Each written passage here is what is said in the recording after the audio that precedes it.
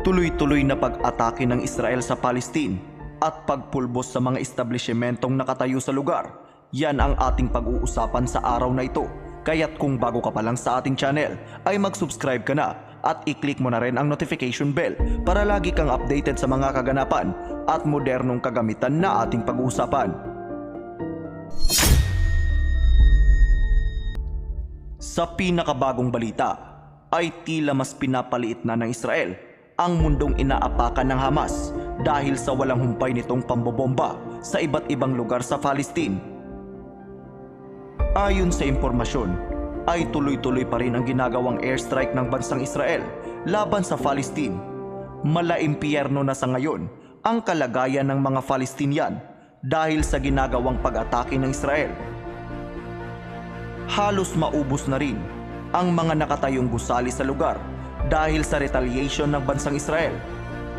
Sa mga hindi nakakaalam, 5 araw na ang nakalipas nang inatake ng nasa 5,000 rockets ng Palestinian groups na Hamas ang iba't ibang bahagi ng Israel na kumitil sa maraming buhay ng mga Israeli civilians.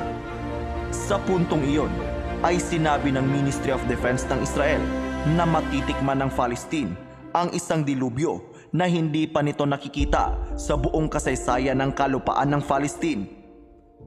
Kasabay ng ginawang pag-atake ng Israel mula sa himpapawid, dagat at lupa, ay pinutol na rin ng Israel ang lahat ng access ng Palestine para sa mga food supply, kuryente, gasolina at iba pang mahalagang materyales para sa araw-araw na pamumuhay.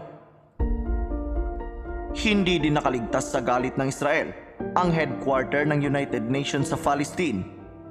Ayon sa UN Agency for Palestinians, ay nagkaroon ng seryosong pinsala ang kanilang main building dahil sa ginagawang airstrike ng Israel sa mga kalapit na lugar.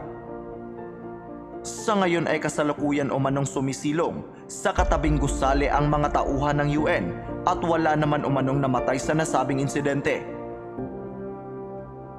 Hanggang sa mga oras na ito, ay tuloy-tuloy pa rin ang ginagawang pag-atake ng Israel habang gumaganti din ang mga Palestinian fighters sa pamamagitan ng pag-launch ng dose-dosenang rockets patungo sa Israel. Kasabay ng lumalalang digmaan ng Israel at Hamas ay ang pag-akyat din ng mga bilang ng mga namamatay.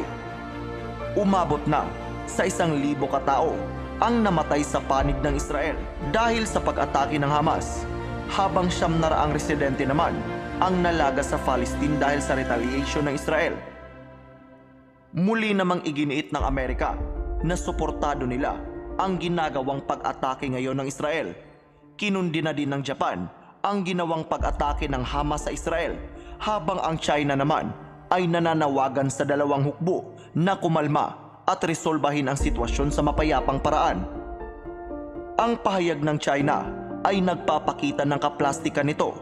Nag-aala peacemaker ito sa gulong nangyayari sa Israel, habang troublemaker naman ito sa disputed waters sa West Philippine Sea.